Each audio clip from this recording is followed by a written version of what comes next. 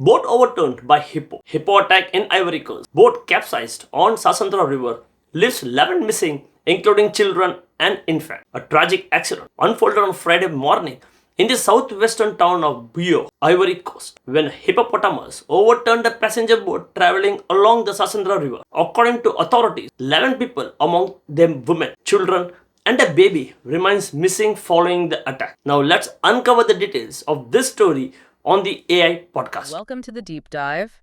Today, we're looking at something that might really shift how you think about dangerous animals. Yeah, definitely. Not always the ones you expect. Exactly. Forget lions, forget crocs for a second. What if the animal causing hundreds of deaths a year in Africa is the hippo?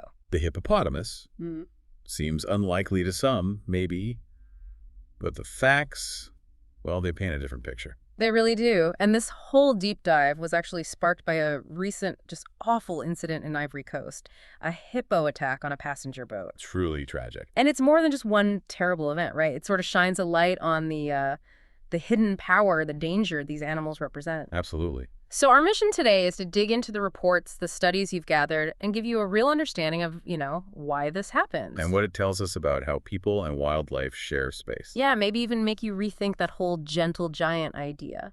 We've looked at news reports on the specific Ivory Coast event near Buyo, plus some broader stuff, hippo behavior, populations, that human-wildlife interaction in West Africa. Right, the sources give us a pretty clear view.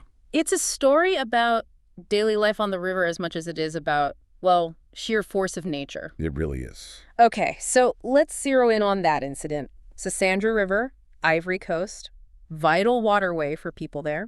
Very important route. Reports say it was a Friday morning, pretty normal. A passenger boat, 14 people on it, making a trip near Buyo. Just a regular journey? Until it wasn't.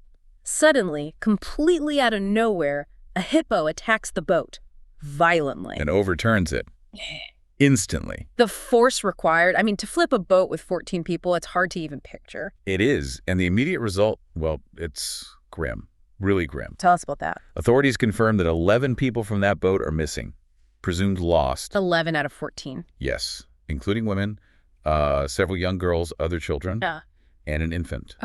That's just heartbreaking. An infant? Only 3 survivors found so far. What? It's a massive blow to the community. Just immense sorrow. And the government responded quickly. They did. The Minister of Cohesion and Solidarity, Ms. Belmondogo, confirmed it publicly, expressed condolences, stressed the government's concern. Was there a direct quote mentioned? Yes. The reports quote her saying, "It is with deep sorrow that we learned that 11 people, including women, girls, and an infant, have gone missing following a boat capsized caused by a hippo."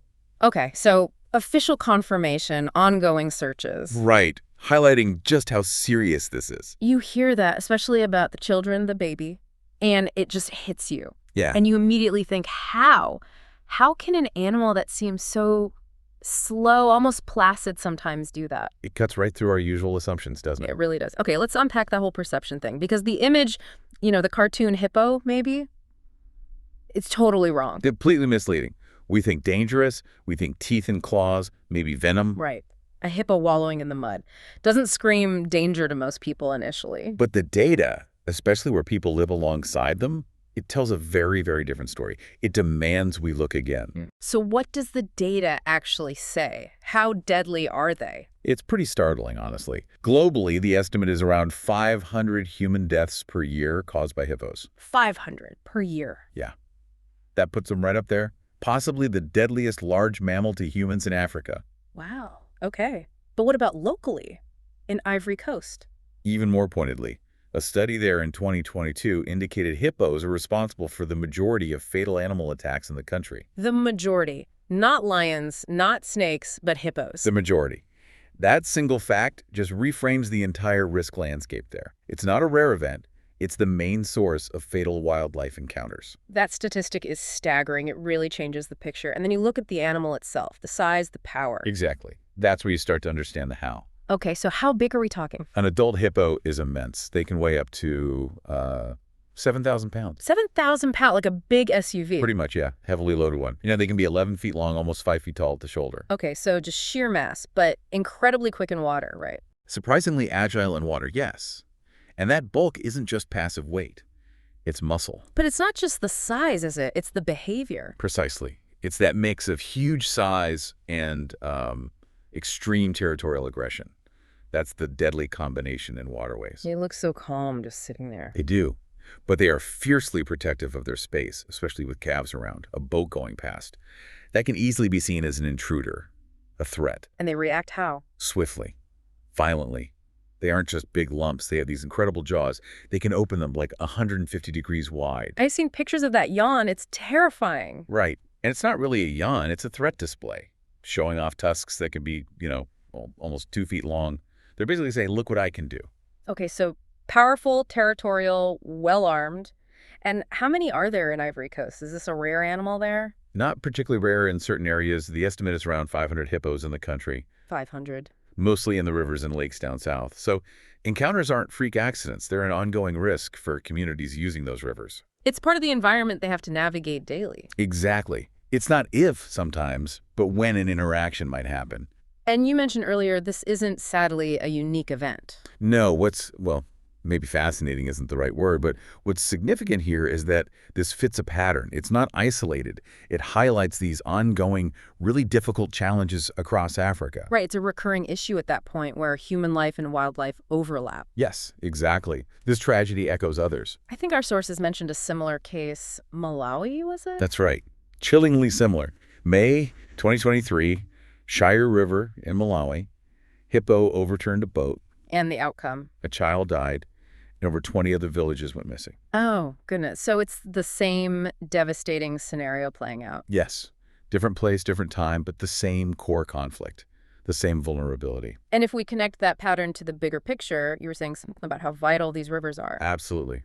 For so many rural communities, not just in Ivory Coast or Malawi, but all over, these rivers aren't just scenery. They're lifelines. How so? Small boats are often the only way to get around.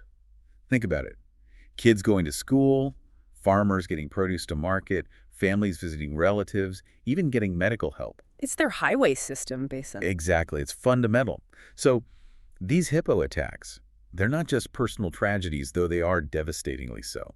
They're major disruptions to the whole community's function, to their economy, their social connections. It's a constant background danger for people just trying to live their lives. A daily risk inherent in relying on these rivers that are also home to incredibly powerful, unpredictable animals. It really makes you think about how they manage that. So what's the takeaway here for someone listening? What does this all mean for you trying to understand the world? Well, one big thing is how easily we can be wrong about nature, right? Our sort of cultural ideas about which animals are scary and which aren't. Like the hippo being seen as clumsy or funny. Exactly. When the reality, the actual risk is so different. And that gap in perception matters. It affects safety. It affects how we think about conservation and coexistence. It pushes us to look past the surface, maybe? I think so. To see that danger can hide in plain sight. And to really appreciate the very real, very complex challenges people face when their daily lives bump up against powerful wildlife. It's not abstract for them. It's this constant dance between human need and, well, wild nature. Sometimes very dangerous dance. Okay, so let's just quickly recap the main points from this deep dive. Sounds good. First, the surprising deadliness of hippos. Forget the myths, they are genuinely one of Africa's most lethal animals to humans. Hundreds of deaths a year. Crucial point. Second, the terrible human cost we saw on the Ivory Coast incident, 11 people missing, including children, after a hippo capsized their boat. Just awful. Highlighting the very real impact of that aggression. And third, connecting this to the bigger picture, this isn't a one-off. It's a recurring danger for river communities where boats are essential transport, putting them right in the path of these powerful animals. Underscoring that constant challenging interface between human life and wild habitats. So it leaves us with a pretty big question, doesn't it? I think it does. Something important for all of us, maybe, to think about. Which is? Well, in a world where people need to use these wild spaces, these rivers, just for daily survival, how do they balance that necessity with the raw, unpredictable power of nature, like a 7,000-pound hippo? And what does the answer to that tell us about our own ideas of danger, and maybe our own relationship with the natural world? That's a deep thought to end on. How do communities navigate that? And what does it show us about perceived versus actual risk? It's complex. Survival, nature's power, our understanding, it's all woven together. Absolutely. Definitely makes you think twice about what we label dangerous, and it gives you, hopefully, a clearer picture of the challenges faced by people living right alongside nature's wild side. Something to keep exploring. Okay, one more question for you. Should African governments introduce stricter safety regulations for small passenger boats in wildlife dense areas? Don't forget to comment it. Thanks.